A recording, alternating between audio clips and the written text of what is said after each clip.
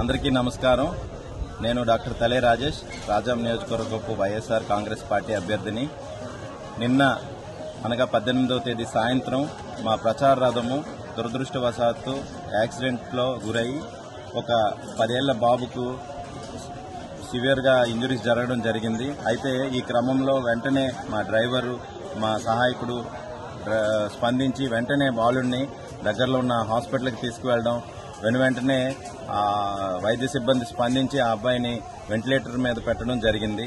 అయితే ఆ తర్వాత ఒక అరగంట తర్వాత తను ప్రాణాలను విడవడం జరిగింది.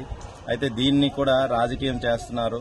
దయచేసి తెలుగుదేశం పార్టీ వాళ్ళకి ఇదే విజ్ఞప్తి చేస్తున్నాను. ఒక 10 ఏళ్ల బాలుడికి యాక్సిడెంట్ జరిగిన క్రమంలో మీరంతా కూడాను మానవతా దృక్పథంతో స్పందించి చేతనైన సహాయం పార్టీలకు అతీతంగా చేయాలే తప్ప ఇలా రాజకీయం చేయడం తగదు.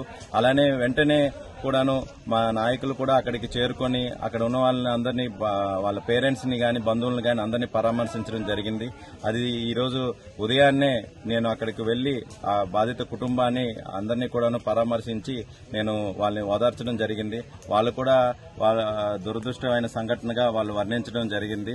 కానీ మీడియాలో గాని ఎక్కడ చూసినా సరే ఒక ఫేక్ అబద్దపు న్యూస్ ను తెలుగుదేశం పార్టీ వాళ్ళు ఈరోజు ప్రచారం చేస్తున్నారు.